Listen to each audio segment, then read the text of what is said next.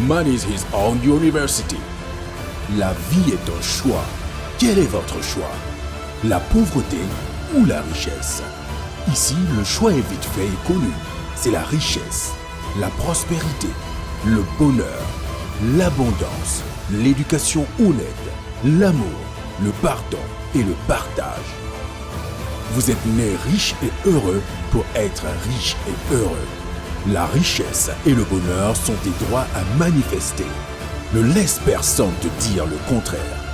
Même pas moi, coach Simon Ouedraogo. Nos conférences, séminaires et formations sont taillées sur mesure pour vous. Mesdames et messieurs, bonjour. Merci pour votre connexion, merci pour votre présence, merci pour tous ces abonnements, merci pour ces milliers d'abonnés. Je vous dis merci, je vous aime, je vous adore. Je viens dans cette vidéo encore une fois pour vous poser des questions, vous donner des informations substantielles et capitales pour votre avenir et surtout pour l'avenir de vos arrière-petits-fils. Cette vidéo s'adresse directement et uniquement à la diaspora. Quand on dit diaspora, c'est quelqu'un qui vit hors de son pays. Donc, peut-être que si vous n'êtes pas concerné, mais je sais qu'il est rare de voir une personne qui ne connaît pas quelqu'un à l'étranger ou du moins qui n'a pas un membre de sa famille qui vit à l'étranger ou du moins qui est à l'extérieur. Donc, au niveau de la diaspora, moi, je m'adresse à vous et je vais vous donner des informations ou du moins des stratégies. Et sous les stratégies, il y a des tactiques qui vont vous permettre vraiment de revenir la tête haute au pays. Et je vous parle ainsi par des expériences parce que je reçois plusieurs messages, beaucoup d'encouragement, des questions également des Burkinabés, des Ivoiriens, des Camerounais, des Maliens, des Sénégalais, bref, de nos frères africains vivant aux États-Unis, au Canada, en France, vivant un peu partout.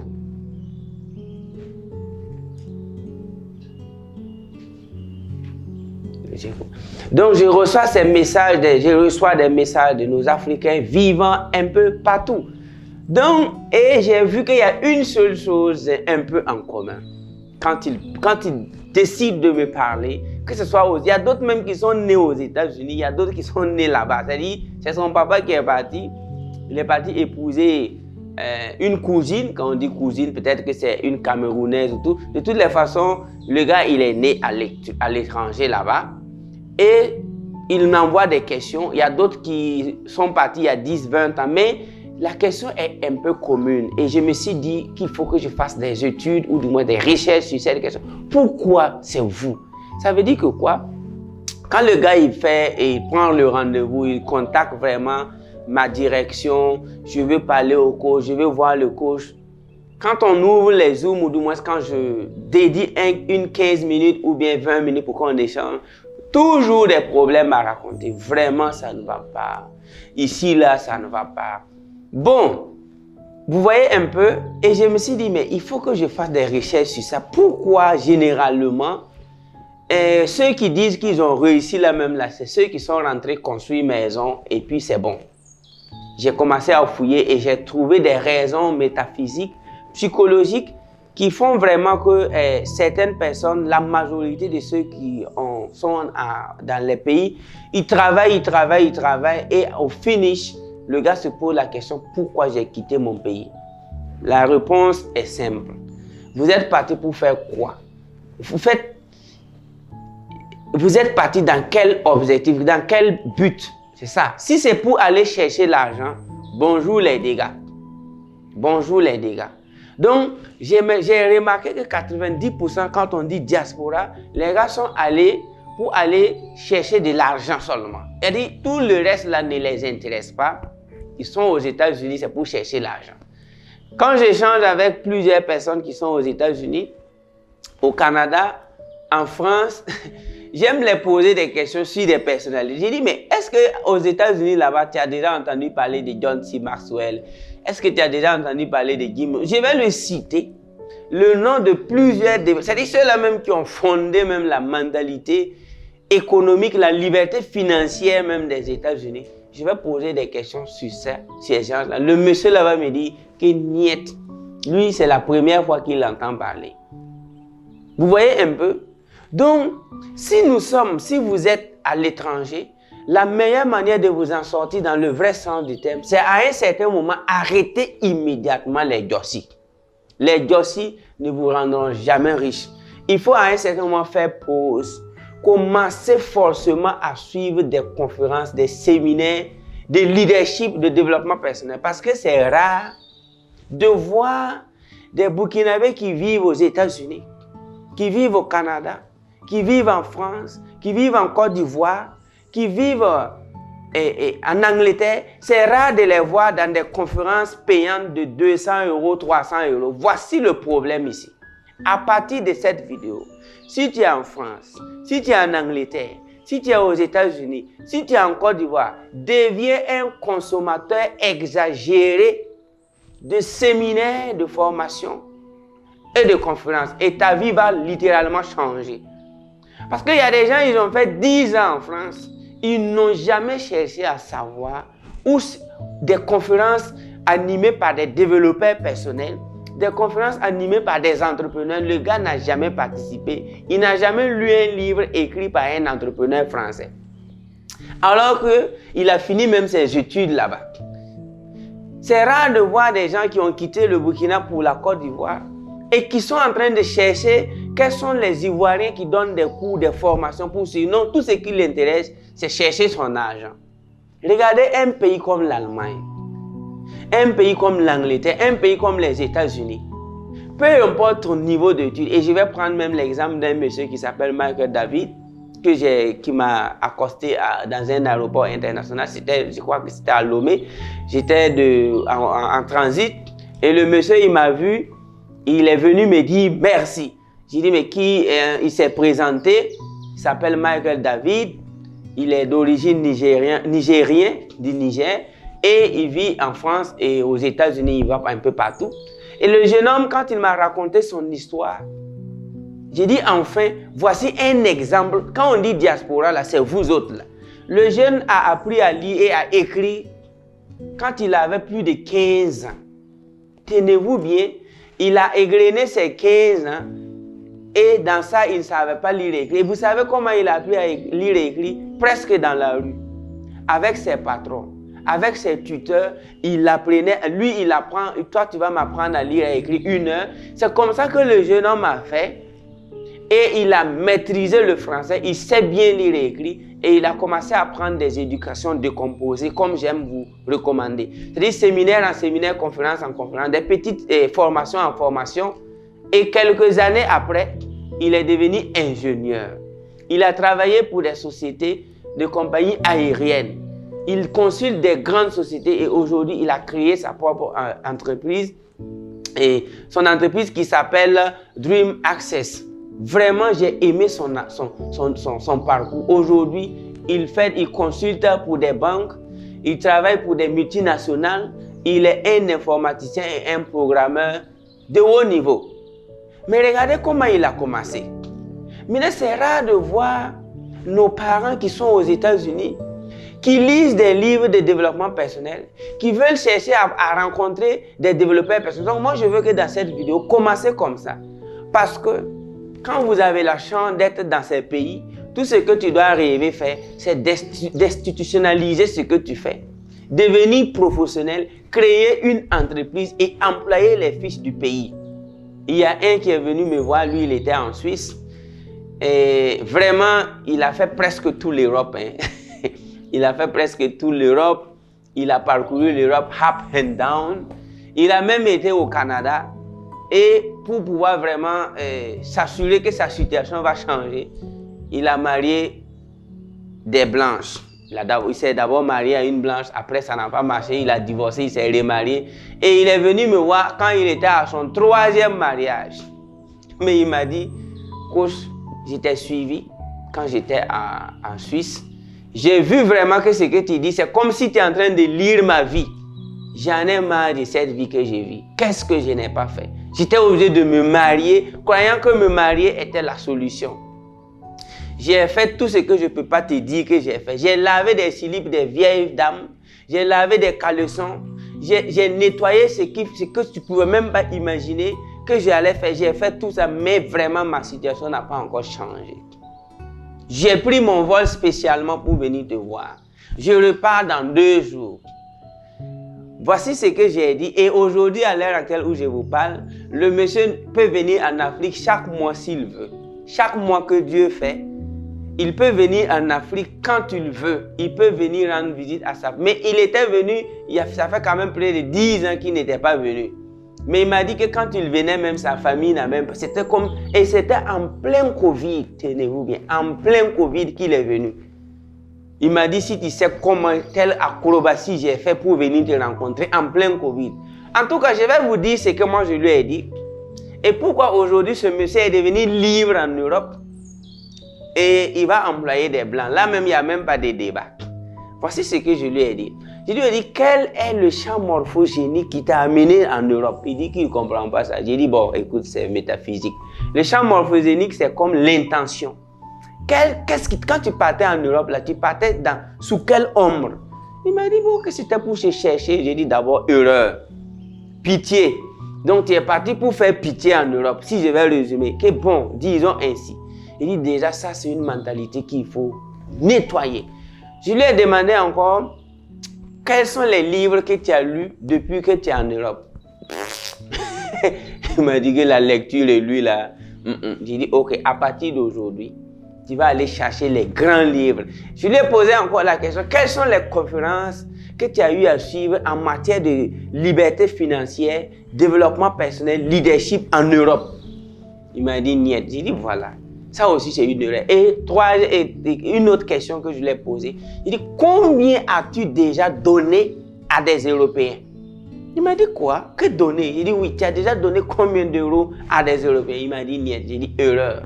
Voici ce que tu vas faire. Une fois que tu vas repartir, je ne m'en fous de combien tu gagnes par mois. Même si c'est 20 euros par mois, il faut te débrouiller pour prendre une bonne partie de ton salaire là. Et tu vas dans la rue, tu vas voir des blancs qui souffrent. Là, il n'y a même pas de débat. Que tu sois en France ou en Suisse ou en Allemagne, tu vas voir des Européens. Et aussi, ils ont refusé l'éducation, ils ont refusé certaines choses quand ils étaient jeunes. Et la vie chicote, peu importe ta race, ta nationalité. Je lui ai dit, une fois que tu vas repartir en Europe, il faut économiser peut-être 100 euros, 200 euros. Et tu sors dans la rue, tu ne donnes pas à un noir, tu cherches un Européen qui galère, ou du moins qui est blanc. Assure-toi qu'il est blanc. Et puis lui aussi, ça ne va pas. Donne-lui 20 euros ou 25 euros. Ou si tu veux, donne-lui 100 euros. Et s'il te plaît, écoute ce qu'il va te dire. Il va te remercier comme un Dieu, afin que tu saches que tu es important, afin que tu saches que toi aussi, tu peux aider des gens. Mais arrête de penser que quand tu es en Europe, c'est un blanc qui va te sauver en Europe. Ce n'est pas possible. Ce n'est pas sûr que tous les blancs se sont sauvés. Parce que quand j'ai fait un tour en France, c'était en 2009, en tant qu'élève, j'étais parti pour faire des stages en cinéma. Mais quand on marchait en groupe, j'ai vu des blancs qui mendiaient au bord de la voie. Je ne savais pas que blancs demandent l'argent. C'était là, tout si on m'avait dit ça, je ne croyais pas, parce qu'on nous a dit quand on était des enfants que l'argent c'est les blancs qui fabriquent, que les voitures c'est tout blanc qui fabriquent. Il suffit, ils rentrent dans l'eau, quand les blancs rentrent dans l'eau, et puis ils font sortir les voitures là, un à un dans la mer. C'est ce qu'on nous a raconté, en tout cas quand j'étais enfant. Donc pour moi, blanc ne peut pas galérer. Quand on est blanc, c'est bon. J'ai grandi avec ça, parce que pour moi, quand on est blanc, on fabrique son argent dans sa maison.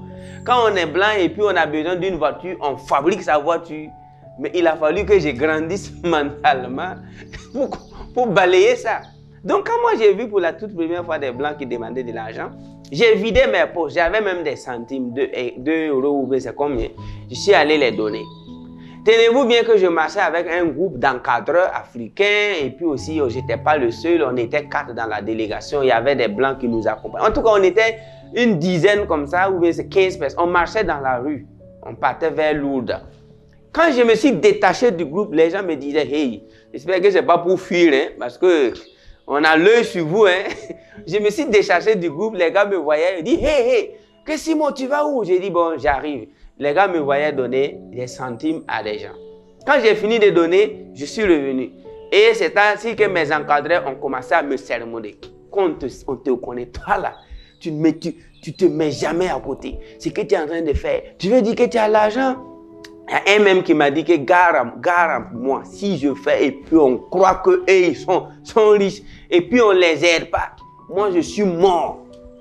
Et donc du coup je me suis créé des ennemis en même temps parce qu'ils me regardaient que voilà, que ce que tu as fait là-haut. Ils vont croire que nous on a l'argent, ils vont croire qu'on est riche et les problèmes qu'on allait raconter et puis on allait nous donner l'argent et puis peut-être même avoir des correspondants quand on va repartir au pays. Tu viens de bousiller ça. Est-ce que tu mesures la gravité de ton acte? Il dit, aïe. Il dit, j'ai fait quoi? J'ai vu des mendiants, je suis allé donner l'argent. Que non, que c'est le malin. Il dit, hey, moi en tout cas, la satisfaction que j'ai eue. Et depuis ce jour-là, jusqu'à aujourd'hui, je continue de recevoir la bénédiction venant de la France parce que j'ai enfin vu des gens que je n'imaginais pas qu'ils pouvaient mendier aussi mal. Donc du coup, ça a changé ma mentalité. Donc je lui ai dit, monsieur, une fois reparti en Europe, il faut donner beaucoup de ce que tu gagnes, partage. Et quand il est parti, et si tu fais ça aussi, commence aussi à penser entrepreneur. Dis-toi que tu vas employer au moins des Européens parce que tu es en Europe. Arrête de penser que tu vas changer de boulot en boulot, jossi en gauche. Mets fin à ça. Commence quelque chose. Il faut aller. Même si tu veux faire la vente ambulante en Europe, commence à faire vente porte à porte. De toutes les façons, quand tu as 100 €, essaie de multiplier. Deviens fou. Quand il a fait son exercice, il m'a dit que c'était la toute première fois depuis, je crois qu'il a fait à peu près 20 ans, hein, parce que je ne me rappelle pas, il a duré à la base. Il m'a dit que depuis qu'il est en Europe, c'est la toute première fois qu'on lui dise merci. Et un merci d'une manière que lui, même s'il mourait ce jour-là, il était fier. Et ce n'est pas une seule personne qui l'a dit ce merci. Après cet exercice, le gars, il commence à aller voir des entreprises, il commence à faire la vente. Il a un esprit business. À l'heure actuelle où je vous parle, sa vie a changé totalement en moins de quelques mois. C'est vrai que ça vaut maintenant un an pile poil comme ça qu'il est venu. Mais en moins de 6 mois, sa vie a changé. Il a arrêté de se plaindre. Il ne fait plus pitié. Et sa femme l'aime beaucoup encore, plus encore. Et il est devenu tonus. Quand il te regarde, tu sais qu'il est fort. Donc, je veux que vous, la diaspora, si tu sors de ton pays, il faut aller chercher à côtoyer les hommes les plus riches du pays de ton hôte. C'est-à-dire le pays qui t'héberge. Tu ne peux pas te promener comme ça depuis des années. C'est toi qui fais pitié. Tu ne cherches pas à lire. Si tu sais lire et écrire même d'ailleurs, c'est fini. Donc, il faut chercher à rencontrer des personnes. Et deuxièmement également, il y a un autre jeune, il est venu de l'Allemagne pour la GCAP. Il prend son avion spécialement, il s'appelle Massoudé. Lui, il a quitté l'école en classe de 4e ici au Burkina. Mais lui, il est parti en Europe d'une voie que je ne vous conseille pas. C'était vraiment souffreteuse parce qu'il est passé par l'Espagne. Il a fait tout ce qu'il ne faut même pas essayer. Et il s'est retrouvé en Europe. Aujourd'hui, ça va. Il est un peu régularisé. Il travaille en Allemagne. Mais je lui ai dit, tu dois même demander pardon à ton esprit et à ton âme pour l'acte que tu as posé il y a quelques années. Parce que tu t'es foutu même de ta propre vie. Tu t'es foutu de ton âme et de ton esprit. Parce que ton âme n'a pas aimé ça. Le fait que tu as risqué ta vie pour partir là, ton âme n'a pas aimé. Et tant que tu ne vas pas rentrer en harmonie, te confesser même devant ton esprit, il ne va jamais être tranquille. Et il a fait cet exercice, il s'est confessé, il a demandé pardon à son âme. Et d'ailleurs, même si tu me regardes ici, si tu es en Europe et tout, si tu es parti en tant que clandestin, si tu as risqué ta vie, il y a un exercice qu'il faut faire.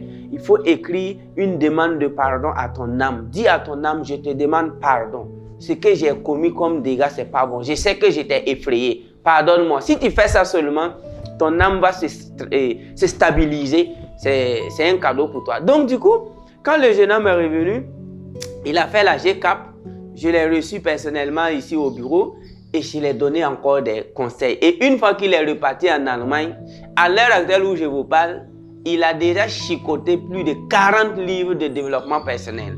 Les livres même que nous, on ne peut pas trouver ici en Afrique. Là. Le gars, il se sert en Allemagne comme pas possible. Il les paye en français. Il lit. Et tenez-vous bien, Je l'ai mis en contact également avec des gens qui ont participé à des formations que j'ai organisées au Cameroun, des Camerounais qui résident en Allemagne, qui sont dans des grandes usines. Mais le jeune homme, avec ce qu'il est en train d'apprendre, quand il a rencontré les gens que je lui ai suggérés, ils m'ont demandé vraiment si le jeune homme a fait l'université, oui ou non. Je lui ai dit non, il n'a qu'un niveau 4e et d'ailleurs même il n'a pas fini. Est-ce que vous voyez? Mais il s'est rangé, il fait la soudure. Mais actuellement, ce qu'il est en train de faire, il est en train de créer son entreprise de soudure en Allemagne.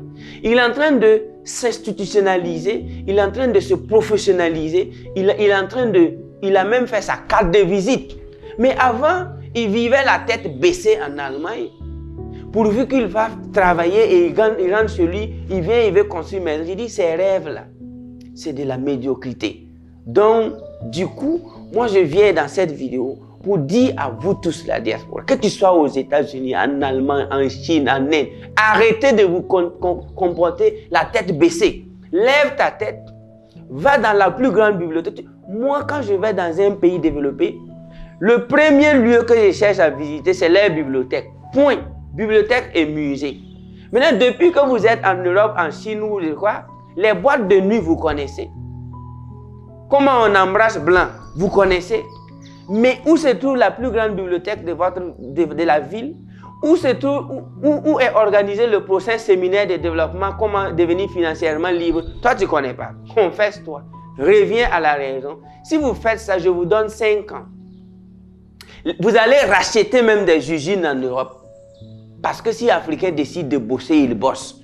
Donc ça, c'est pour vous. Et ça concerne également mes frères et sœurs en Côte d'Ivoire. Commencez vraiment à bosser. Quand on dit diaspora, je m'adresse à tout le monde. Même si les Ivoiriens qui sont au Burkina, et s'ils font développement personnel, leadership, vous allez voir partout où vous êtes, inscrivez-vous à l'école d'entrepreneuriat, de leadership, avec les fils du pays qui sont en train de changer les choses, et vous allez voir que votre déplacement, votre histoire de diaspora ne sera pas comme pour l'histoire de Kitty Kaku qui est parti aux États-Unis et 25 ans après, ils ont cotisé l'argent pour qu'il revienne au pays parce que sa mère était malade. Donc ne faites pas ça s'il vous plaît. Bossez, bossez, bossez, rejoignez les top meilleurs et vous allez voir. Peu importe ce que tu gagnes par mois, trouve un temps pour participer à des séminaires, des conférences dans ton pays et ta vie va changer. Donc, mais nous nous apprêtons pour les États-Unis, on s'apprête pour l'Europe, on s'apprête pour l'Asie, on s'apprête également pour l'Australie. Avec le projet A50, on s'apprête pour plus de 195 pays.